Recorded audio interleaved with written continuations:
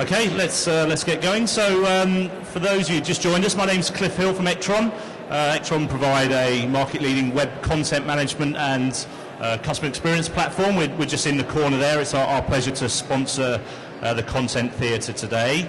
I'd like to introduce Hugh Jackson from MediaCo. He's been talking about SEO and how it's changing and how we all need to keep up. So I'll hand over to Hugh. All right, good morning everybody. My name's Hugh Jackson, as I said. I'm a director and co-founder of MediaCo. I've got one slide about MediaCo and the rest is all informational, I promise you. So there's no selling at all here, except for the next slide. So forgive me for 1 minute and less than that, just to talk about ourselves very briefly. We've been going since 1999, so we've been in this game a long, long time. I remember going back about 3-4 years ago, I spoke at an event and I said, and our headline was "Content is King." And somebody came on after me, half my age of course, and he said, content's not king, it's all about technology, it's all about this, it's all about that. And absolutely, content is absolutely king, and I'm going to go and talk about, most of the things I talk about today will be related to content in some context or another. You can see from this, I'm not going to go through it all, we're pretty much experts in SEO, pay-per-click advertising, social, email marketing, and we've got offices Dundee, Edinburgh, most of our clients are down here. We're digital after all, and also we've got an office in Singapore, and we're a recent finalists in CIM Awards. Okay, that's the end of the sales pitch. Okay, so some of you may be feeling confused about what's been going on in SEO. Some of you may even feel a bit like this at the moment. Hopefully, at the end of this, you won't feel like this. Regardless of how you feel about it, the problem is you've got to be in the game to win it. And the great thing and the best thing about paid search and natural search and about being found in Google, the best thing of all is the fact that people are searching. So they're proactively searching. They're not, you're sending out, if you do the old traditional mail where you're sending a mail shot or something, you're hoping at that point in time that person is interested. This is where people are actually proactively searching. And the problem is that if they don't find you, they're going to find one of your competitors. I'm actually going to stroll about if that's okay. So, now I'm going to talk today, I'm going to talk in the context of some of the major changes that have happened in the last couple of years. Now some of you may be saying, well, okay, so Panda and Penguin and all these things happened a couple of years ago, or at least 18 months ago, so why are you still talking about it?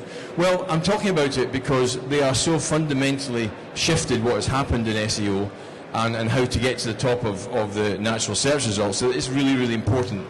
I'm also going to talk about the new search engine very, very briefly at the end about Hummingbird. Now, my colleague Donald is actually speaking tomorrow on Hummingbird for 30 minutes, so I'm touching on it in 1 or 2 slides at most.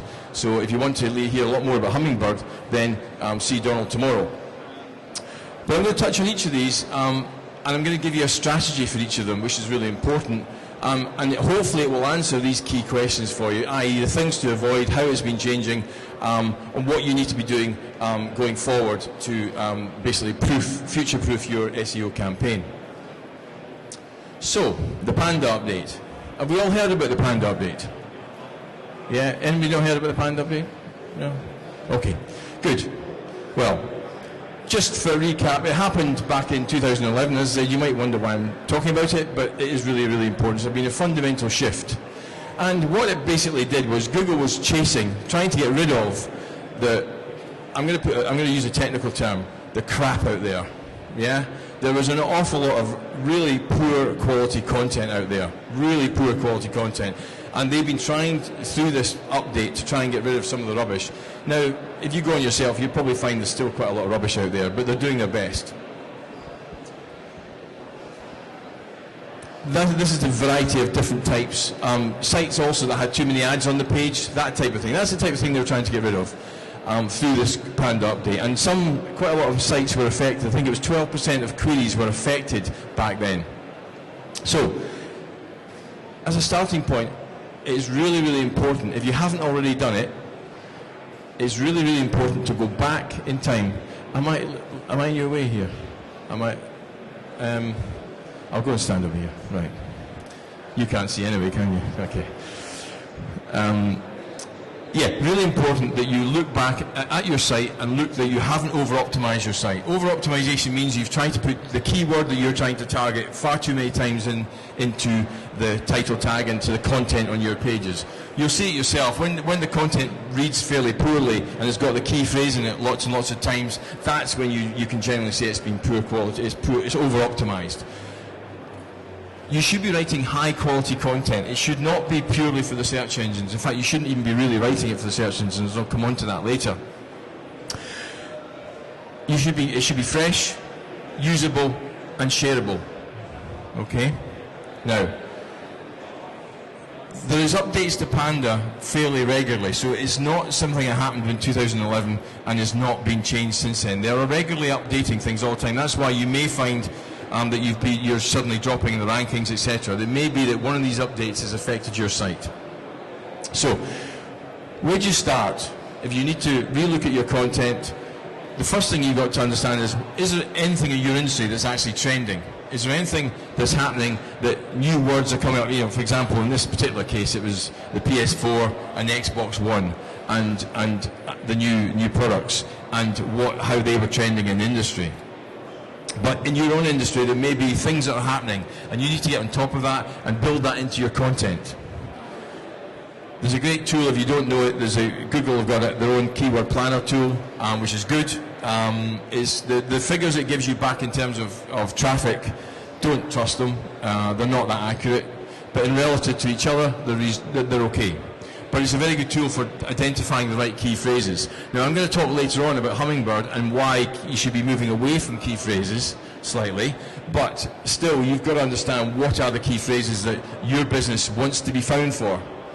And which one, if you can use a PPC campaign to find out which ones are actually delivering traffic, but also delivering your goals, whatever your goal is, whether it's an inquiry, or whether it's a call to action, or whether it's simply to buy a product. Whatever your goal is, you need to understand which key phrases are driving that. Now, there is an issue around this in terms of, have you all heard of not provided? Yeah, not provided is something Google introduced back end of last year. Cut a long story short, less and less of your traffic, and by the end of this year, you are really going to be finding it difficult to identify through Google Analytics which key phrases was driving that traffic. So you can use your PPC to help you with that at the moment, and look through your webmaster tools. Remember as well, you go back 5, 6, 7, 8 years, people tend to think about content in the text of the written word. Now our MD has written a book, Content is King, published about 7 or 8 years ago, and in that really you were talking mainly about content in the written word, but actually content now means lots of more things. It means video, infographics. Infographics is a great way of getting a message over in a graphical way, a much more interesting way, and of course it's much more shareable, which I'll come on to talk about. What you need to do is you need to build authority. You need to build authority to your website. Now you might say to yourself, well, I'm in an industry which is really boring. And lots of us are in industries that are really boring. But you know what? You might think it's boring, but there's other people who are in your industry who might find it interesting.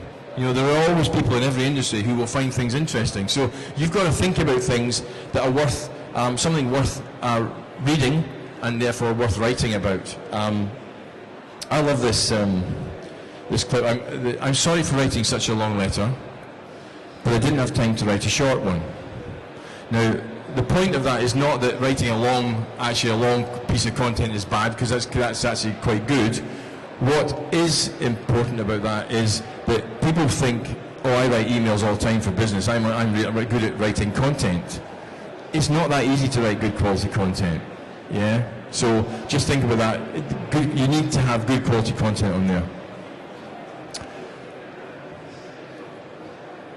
What about social media? I'm really going to touch on this. What social media is particularly good for, is important for, is to increase brand awareness and the diversity, or diversify where your traffic is coming from. Yeah? At the moment, it's not that important for SEO. Okay? It's not that important from a purely SEO perspective. You should be doing it for other reasons. In the rumours are that in Hummingbird, the new search algorithm, the search engine that Google has brought out, that there's something you can switch on for social in terms of importance to SEO. But originally people thought social was going to be important, and we still feel it will be. But at the moment, it's more about building your brand awareness and more about diversifying your traffic. Now, announce your content. So you need to share your content. That doesn't mean just when you've got a blog post, putting it into Twitter and Facebook that you've got a new blog post and driving people back. That's one thing you can use it for, absolutely.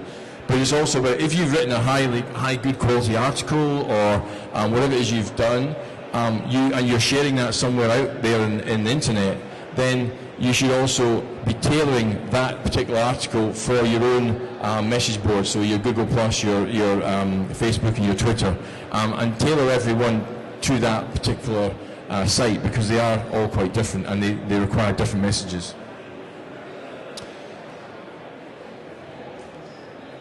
I mean, you saw Google Plus bouncing in there.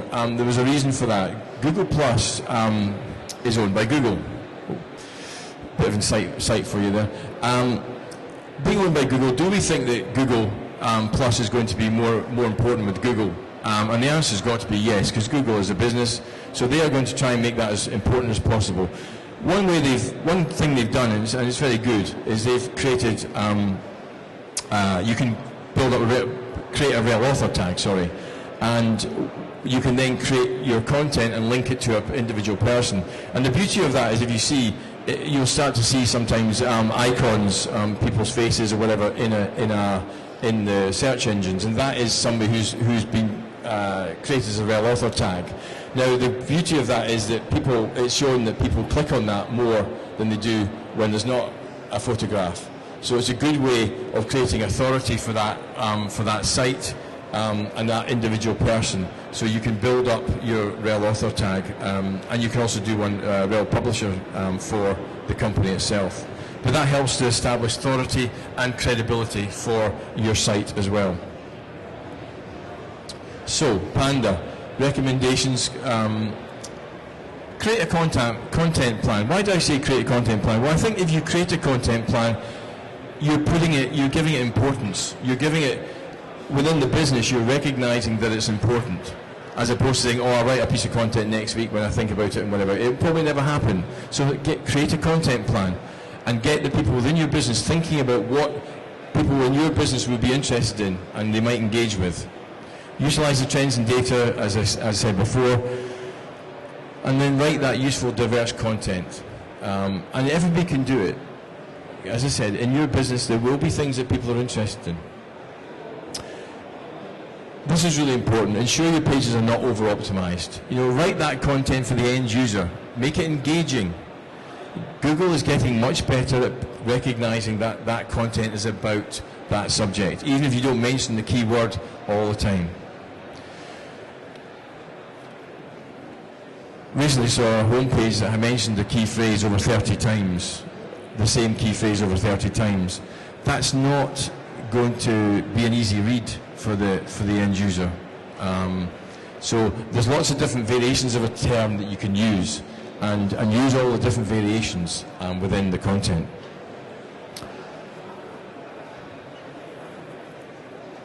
Okay, Penguin update. Again, a lot of you will have heard of Penguin update. Just a reminder why links are important to your site.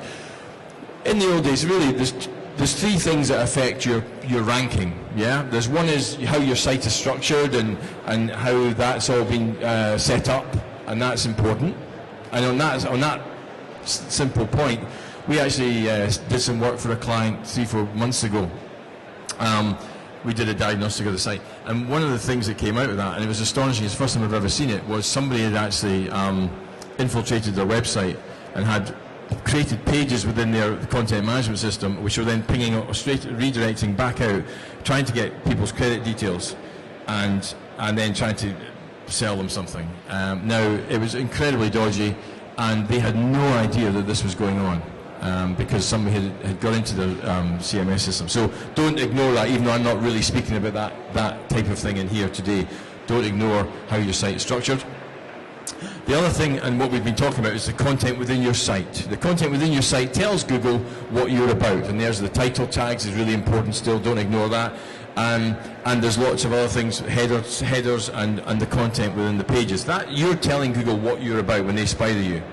But Google wanted more than that. Long time ago, Google said, well, that's great, you're telling me what you're about, but I actually want to know what other people think of your site. And that's why links from other people to your site became important. Now, what happened was that people started thinking, okay, we can create links here, we can get links from lots of different bad places. They didn't think they were bad necessarily at the time, but Google certainly determined that they were bad later. So Google, in April 24, 2012, probably the most significant update, and had people rushing all over the place because they had their positions dropping desperately in the search engines. These are the types of things that they were looking at. Links from sites were of poor quality. There was also things that had a high, so if your link, within your link back to your site, you had what we call a money keyword. So whatever key phrase you want to be found for was actually in the link itself too many times, and Google was saying that's not natural, you've done that, you've had that done deliberately for you, therefore we'll either penalise you or we'll negate the value of those links. And that's why people dropped in the search engines. It wasn't necessarily that they had officially had a penalty as such, but simply all those links had been devalued to nothing. So all the value you had from them had been reduced, therefore it reduced your position in the actual search results. There's also lots of link schemes and things out there. So basically they tried to punish these, and they did in many cases punish them. There are still ways of doing it out there which I would not recommend, but because Google will catch up with them and will get you penalised. So if something like that did happen to you, there's two things you may have got. One was you would have got through your webmaster tools something which said about you've received, we've recognised you've got a poor link profile and you need to do something about it. An automatic notice. The other thing that happened is you may have been told you had a manual penalty. Now, a manual penalty requires a bit more effort to sort things out. But even now, we recommend that clients go back into the link profile and check for any suspicious looking links. You can use tools, I've mentioned two there, Majestic SEO link research tools to identify unnatural links. They'll highlight toxic links, etc. And these are the ones you really have to look at. And if you're sure they are suspect, suspicious, toxic, then you should create a disavow list and send it to Google.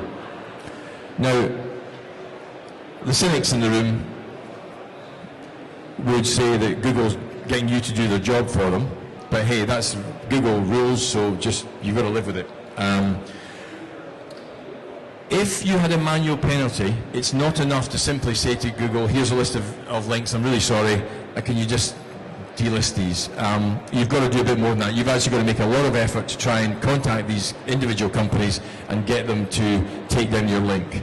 If they eventually don't and they just ignore you, which will happen in a lot of cases, then you can go back, but you have to show Google you sent these emails, etc. It's quite a long-winded way of doing it. But if you've had a manual penalty, then you need to do that. Okay. So what do you need to do then? How do you gain good links? Well, what we do, and I would suggest if you're doing this yourselves, you brainstorm internally about creating good quality content, about ideas for content, because content is what's going to earn you the link. We don't talk about link building now, you talk about earning the link through high quality content. And I said that content can be an infographic, it can be video, or it can be an article, whatever. Identify content that you think other people will be interested in. And then you've got to try and build that relationship with various sites that might publish your content. Contact them, try and build that relationship up with them. And the types of places you want to find are industry relevant. So something's got to be relevant to your industry, and it's got to have strong page metrics. What we mean by that is a high page rank or a high domain authority. You can find out what they are through, again, various tools like Majestic, etc., if you don't know how to get those. But you need to understand, one, you don't want them with lots of adverts on them either. You want quality sites. And you can get industry related ones. No matter what industry you're in, there are sites out there that relate to your industry. So you can do it. Okay. How many people have heard of Venice update? Yeah, good. Top of the class. The Venice update was one that sort of sneaked under the radar a bit. And I think it's actually, for some types of businesses, is probably the most important. Venice was, the update in February 2012 was really about triggering the bringing in of localized results, local search results into your natural search results. This is not the same as Google Local or Google Places, where you see the actual, they're all cut off and they show you the address and everything of all the local sites. That's quite different. This is actually the natural search results. When you're using a generic term, like used cars, now used cars isn't mentioning a location, Google would identify where you are and give you back some localized results in those, in the results. Now, that's quite a big shift. And what we've noticed is they've been ratcheting this up. When they introduced it, it was only covering a certain number of search terms, but more and more phrases are coming under the Google Local.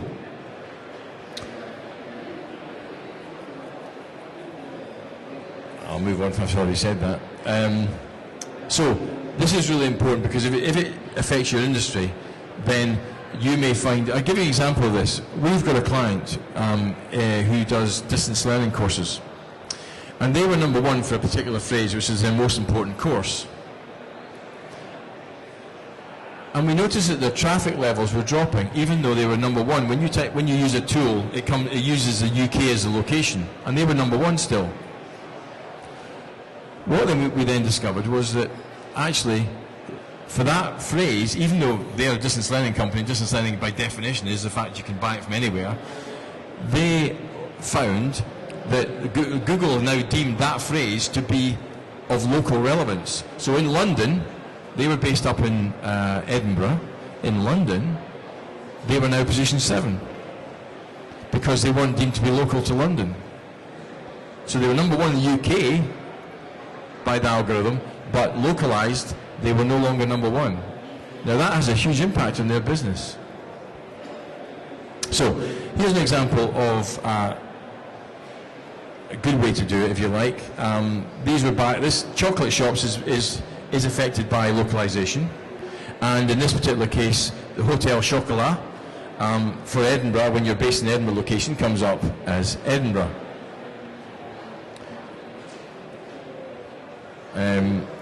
If you then go to chocolate shops in Cheshire, and again, because they've actually got a shop in Cheshire, they actually come up again, which is great for them.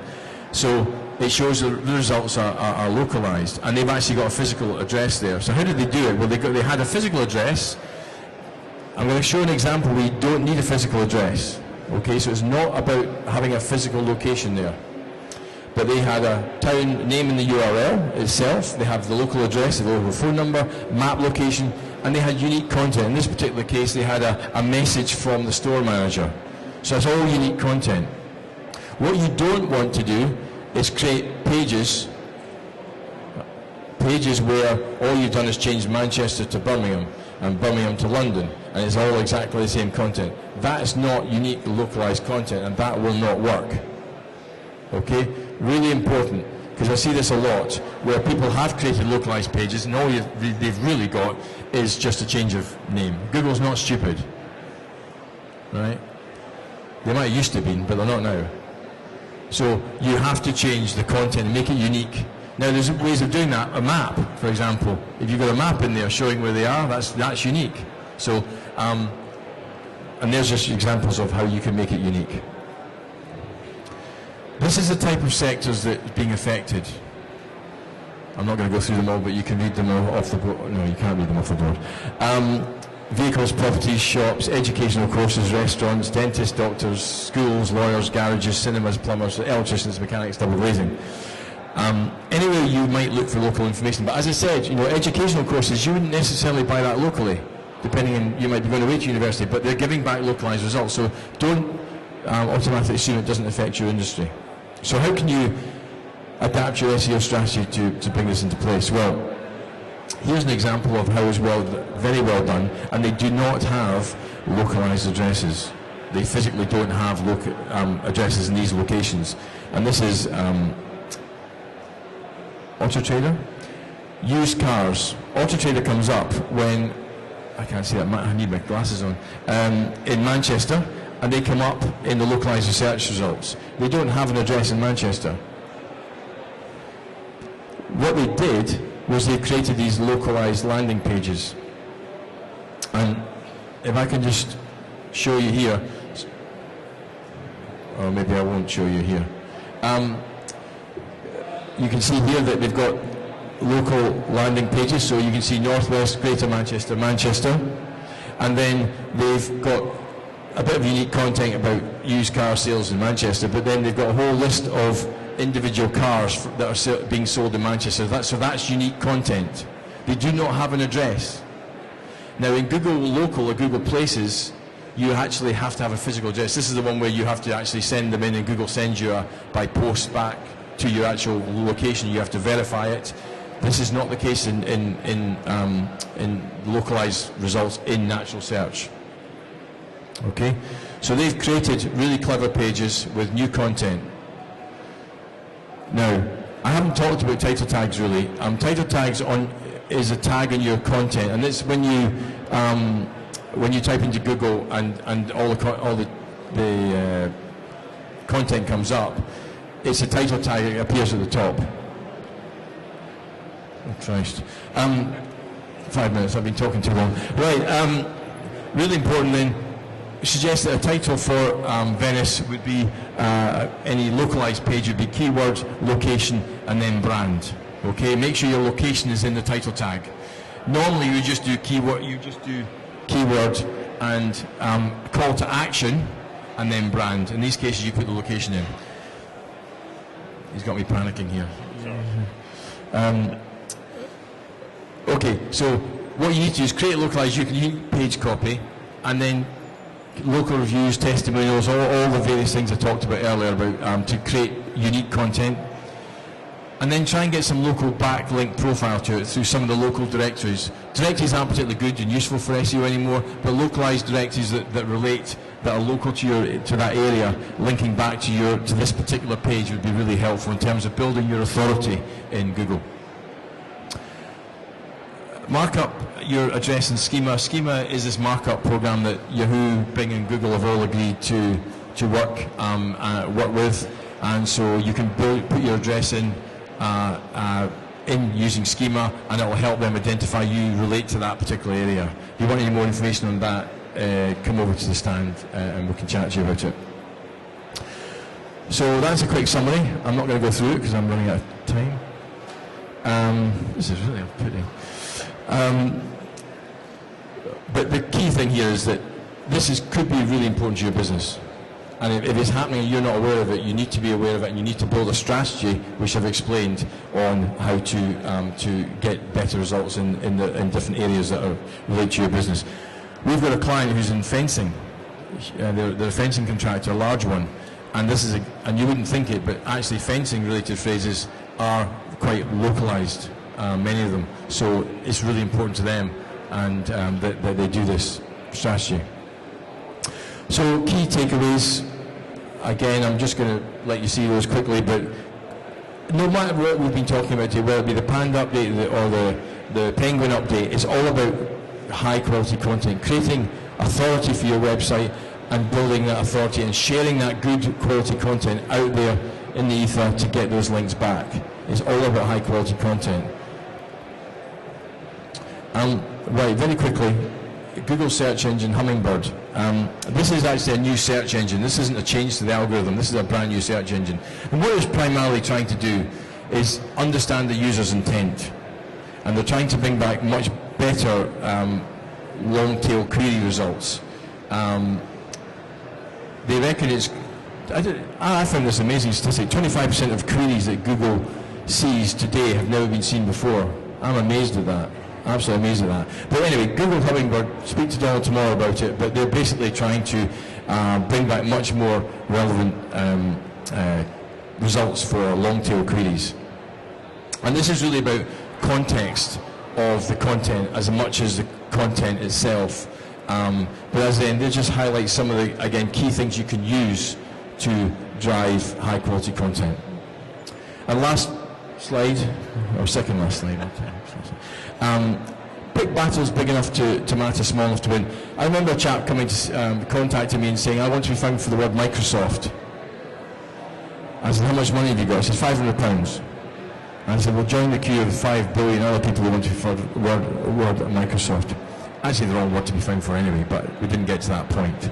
But pick the right key phrases for your business that you can get found for being realistic, and you can win in this marketplace.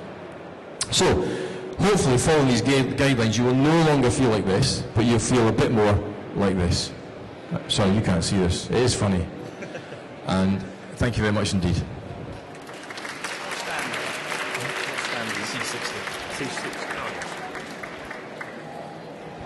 Really sorry, but got to move on. But Hugh's over at stand C60, so if you want to ask him any follow-up questions, please do.